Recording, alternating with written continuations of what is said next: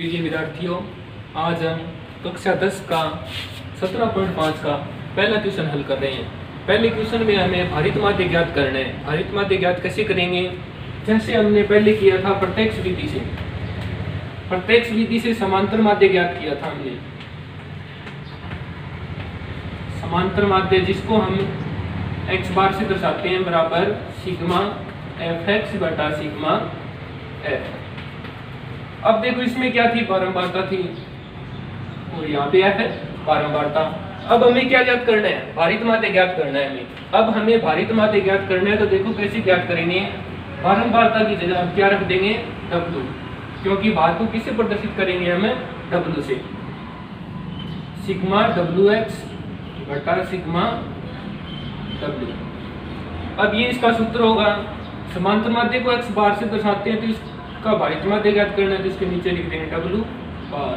ठीक है, अब ये इसका सूत्र हो गया।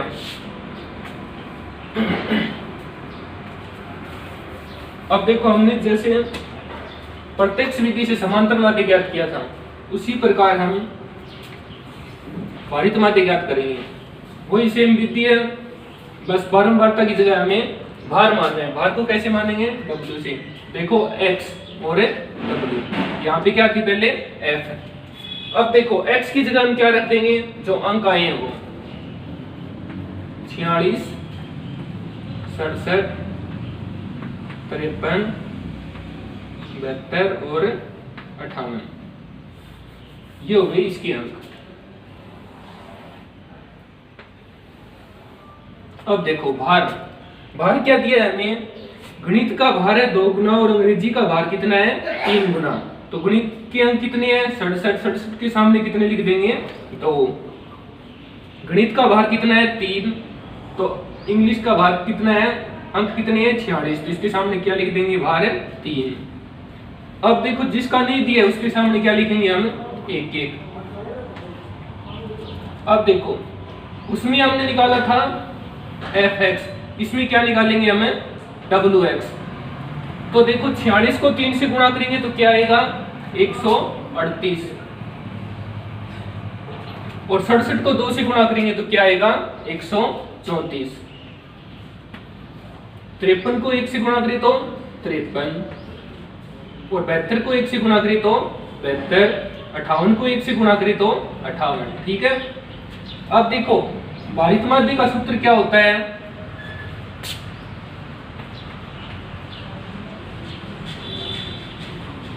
भारित माध्य का सूत्र क्या होगा? x W बार बराबर सिग्मा WX बराबर सिग्मा W। ये इसका सूत्र है। तो देखो अब हमें क्या ज्ञात करना पड़ेगा? WX का योग। इसका योग करें तो क्या होगा? इन सब चारों 500 को जोड़ना है। जोड़ेंगे तो क्या आएगा? 455। और W का योग चाहिए हमें तो क्या आएगा? 3 और 2 5 और 3 8। हमारे पास योग आ गए। अब इनको रखना है हमें सूत्र के अंदर। सूत्र में रखिए तो सिग्मा WX का मान क्या होगा? 455। और सिग्मा W का योग क्या है? 8। अब देखो 455 के अंदर 8 का भाग देंगे तो क्या आएगा? 56.87। क्या आएगा? 56.87। ये इसका आंसर है। बस जैसे हमने प्रत्यक्ष विधि से हल किए थे उसी प्रकार हमें भारित माध्य ज्ञात करना है। आगे देखो क्वेश्चन नंबर 2। क्वेश्चन नंबर 2 में हमें 2 सेक्शन दिए, ए सेक्शन और बी सेक्शन दोनों के भार दिए। तो अब हमें क्या करना पड़ेगा? पीछे तो हमने एक ही सेक्शन का निकाला था, इसमें दोनों का अलग अलग निकालना पड़ेगा। तो पहले देखो ए सेक्शन का कैसे निकालते हैं। जिस प्रकार हमने पीछे किया था उसी प्रकार ये करना है। x मानना है और w। x की जगह क्या लिखेंगे? a के अंक। a के अंक कितने हैं? 80, 88, 80, 85 और 89।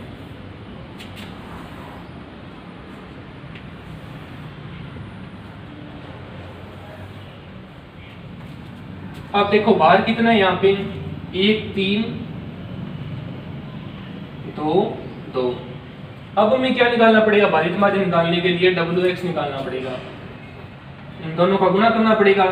इन दोनों का गुणा करेंगे तो क्या आएगा, 88 एकम 88, और 80 को 3 से गुणा करें तो 8 3 24 240, 85 को 2 से गुणा करें तो क्या आएगा 170, इसको 2 से गुणा करें तो 178। अब देखो भारित माध्य ज्ञात करना है, तो भारित माध्य का सूत्र क्या होता है, x w बार बराबर सिग्मा WX बटा सिग्मा W।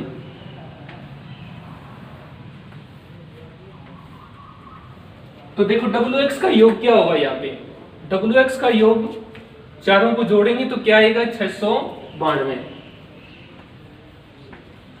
और इनका योग क्या आएगा 3 और 1 4 और 4 8। योग आ गया हमारे पास, तो WX का मान रख देंगे और W का मान रख देंगे। तो सिग्मा WX का मान कितना है 692, और सिग्मा W का मान कितना है 8।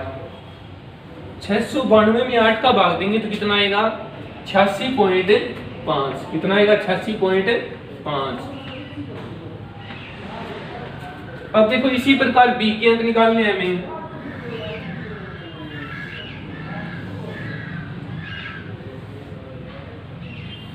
इसी प्रकार हम B के अंक निकालेंगे।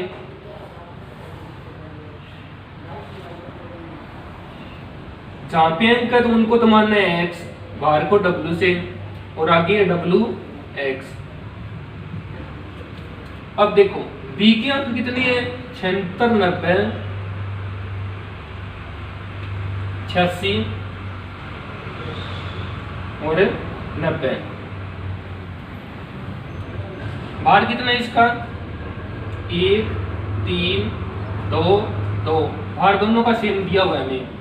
अब देखो WX का गुणा करेंगे 76 कम 76,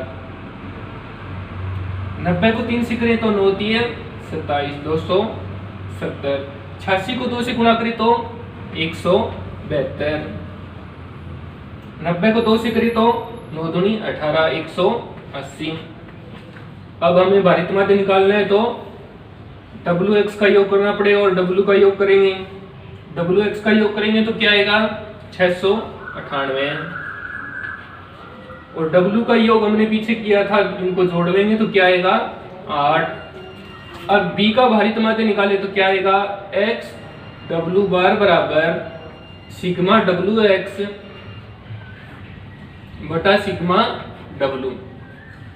अब देखो इनको जोड़ेंगे तो क्या आएगा 698, 698 में कितने का भाग देना है 8 का भाग देना है। 698 में 8 का भाग देंगे तो क्या आएगा 87.25। अब देखो किसका बाहर जाता है, A का बाहर जाता है या B का बाहर जाता है। ये तो A सेक्शन और ये B सेक्शन। किसका बाहर जाता है B का बाहर जाता है, क्योंकि इसका जाता है 87.25 है। अब आगे देखो क्वेश्चन नंबर, अब देखो क्वेश्चन नंबर 3। क्वेश्चन नंबर 3 में हमें मासिक परीक्षा के अंक दिए हैं और वार्षिक परीक्षा के अंक दिए हुए हैं।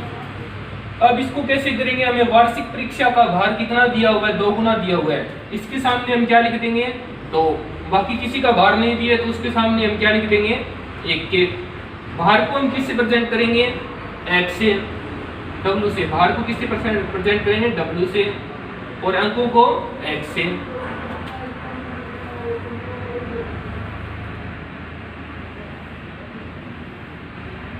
अब हमें भारित माध्य निकालना है तो क्या करेंगे WX निकालेंगे, इसका दोनों का गुणा करेंगे। 85 को 1 से गुणा करें तो 85, 60 को 1 से गुणा करें तो 60, और 75 को 1 से गुणा करें तो 75। ठीक है। अब देखो 95 को 2 से गुणा करें तो क्या आएगा 190। अब हमें भारित माध्य निकालना है तो क्या करेंगे WX का योग करेंगे और W का योग करेंगे। तो इनका योग क्या होगा 3 और 2 5, और इनका योग क्या होगा 410। भारित माध्य निकालना है तो इसका सूत्र क्या होता है एच डब्ल्यू बार बराबर सिग्मा डब्ल्यू एक्स बटा सिग्मा डब्ल्यू। 410 में कितने का भाग देना है? 5 का भाग देना है। 5 का भाग देंगे तो क्या आएगा इसमें? 5 8 40 बच गया 1, 5 दूनी 10, 82। ये इसका आंसर है। देखो आगे क्वेश्चन नंबर 4। क्वेश्चन नंबर 4 में मैं क्या दिए, एक कक्षा में कुल छात्र है 45, 15 लड़कियों का औसत कितना है? 45, शेष लड़कों का औसत 52 और छात्रों का औसत भार हमें निकालना है इसमें। तो पहले क्या करेंगे, हम लड़कियों का औसत भार निकालेंगे, फिर क्या निकालना है? लड़कों का औसत भार निकालना है। तो पहले हमें दिया है शेष, इसका मतलब हमें पता नहीं है कितने लड़के हैं, तो पहले लड़कों की संख्या निकालनी पड़ेगी। तो लड़कों की संख्या कितनी होगी?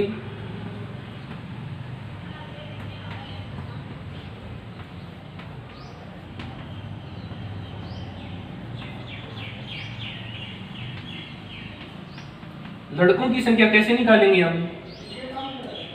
कुल छात्र में से लड़कियों की संख्या घटा देंगे तो क्या बचेगा? लड़कों की संख्या। 45 में से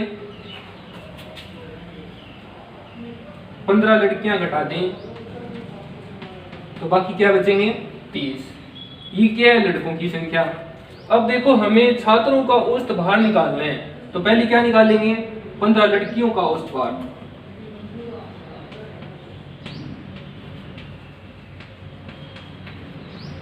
लड़कियों का औसत भार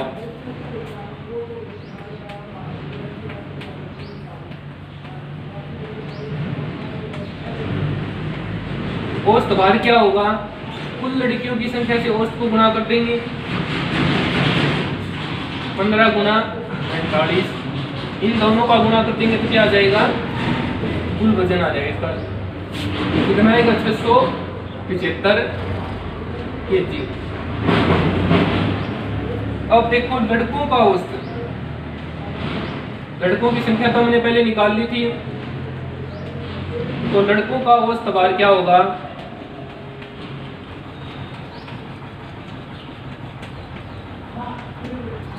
20 गुना 52, इनका औसत भार क्या होगा? 1560 kg। अब देखो हमें क्या निकालना है? कुल छात्रों का निकालना है। कुल छात्रों का औसत भार चाहिए, तो लड़कियों और लड़कों का औसत भार है, उनका योग करना पड़ेगा। तो देखो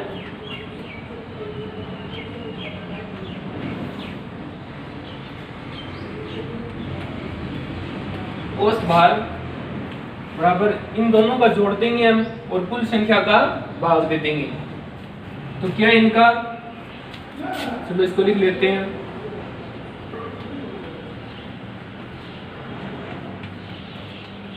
लड़कियों का भार प्लस लड़कों का भार।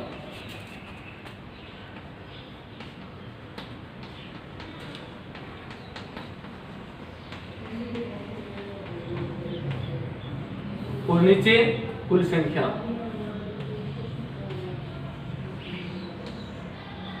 कुल छात्र या कुल संख्या। लड़कियों का भार कितना है? 675 प्लस लड़कों का भार कितना है? 1560। कुल कितने है ये? कुल छात्र कितने हैं? 45। अब देखो 675 को और 1560 को जोड़ेंगे तो क्या आएगा? 2235। 2235 में भाग देंगे किसका? 45 का। अब देखो इसको 9 से काटते तो 9 से कट रहे क्या? 2235 में सीधा ही भाग दे देना है किसका? 45 का भाग देंगे तो क्या आएगा? 49.67 kg। ये इसका आंसर है।